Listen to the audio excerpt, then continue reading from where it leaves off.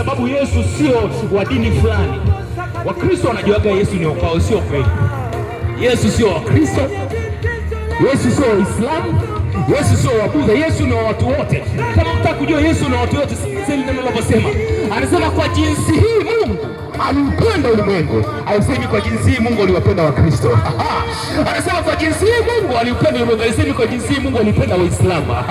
Anasema kwa jinsi hii Mungu aliupenda ulimwengu akamtoa mwana wake wa pekee, ili kila mtu muamini asipotee, bali wote wawe na uzima milele. Na uzima milele ndio huu, wamwamini Yesu Kristo aliyemtuma.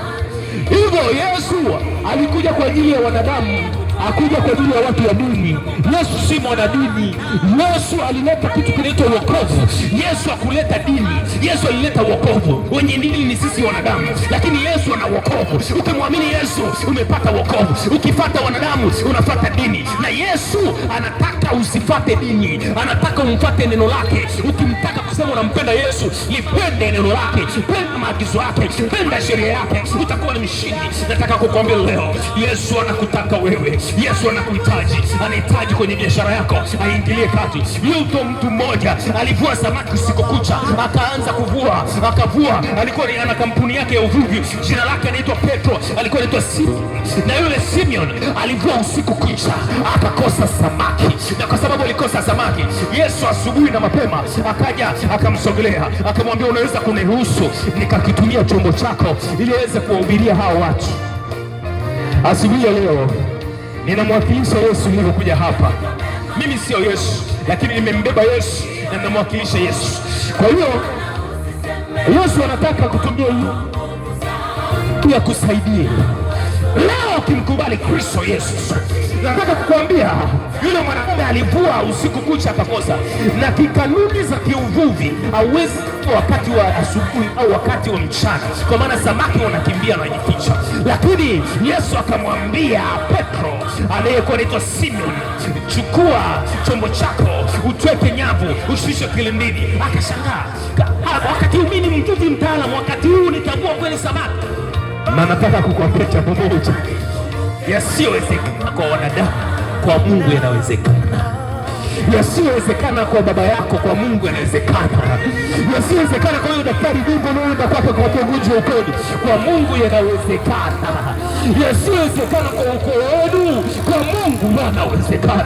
Umesikia maneno mengine wanakuja kwenye ukoo wetu, hata kama sisi ni wazuri namna gani, lakini wanawake huwa hawaelewani.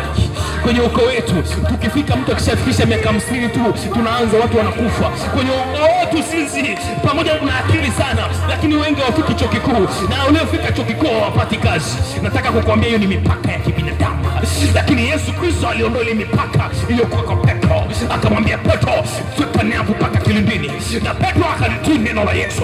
Alipozitweka nyavu mpaka kilindini, ndipo akavua samaki mpaka chombo kikataka kuzama. Akamshangaa, huyu ni nani? Akamwambia, Bwana, ondoka kwangu, mimi ni mtenda dhambi. Akamwambia, leo utakuwa tena mvuvi wa samaki, utakuwa ni mvuvi wa watu. Nataka kukuambia Yesu anataka kubadilisha historia yako, anataka kubadilisha historia ya biashara yako. Anaweza kukuondoa kwenye kuuza sokoni mpaka kuwa na supermarket kama utamwamini. Haya mambo yanaweza yakawa kama hadithi, yakawa kama ndoto.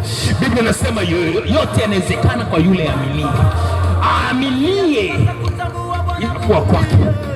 Aaminie haya anayosema itakuwa kwake. Leo Yesu anataka kukupa nafasi nyingine. Mama, mkubali Yesu. Walio wake hawakumpokea, bali waliompokea aliwapa uwezo wa kufanyika kuwa watoto wa Mungu. Leo fanya maamuzi. Yesu hana dini, Yesu hana dhehebu, Yesu ana kitu kinaitwa wokovu. Yote anayepinga wokovu anampinga Yesu mwenyewe. Ziko dini zinapinga wokovu, zinakwambia hakuna kuokoka duniani, hakuna kuokoka duniani.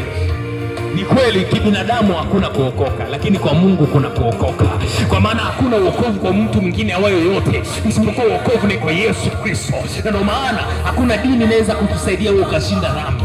Hakuna chuo kinachoweza kukufundisha wewe ukaacha kufanya dhambi, lakini yuko mwanaume mmoja, jina lake anaitwa Yesu Kristo wa Nazareti. Yeye anayeweza kuwasaidia watu kushinda dhambi. Yeye alishinda dhambi, aliishi kama mimi na wewe hapa chini ya jua, hakufanya dhambi hata moja. Na wewe ambaye ukimkubali Yesu utakopa nguvu ile ile iliyokuwa ndani yako kushinda dhambi, na wewe utashinda dhambi, na wewe utaushinda ulimwengu. Na hii ndio nguvu yetu, hii ndio imani yetu. Tunashinda ulimwengu, imani inatupa kuishinda ulimwengu. Leo amini.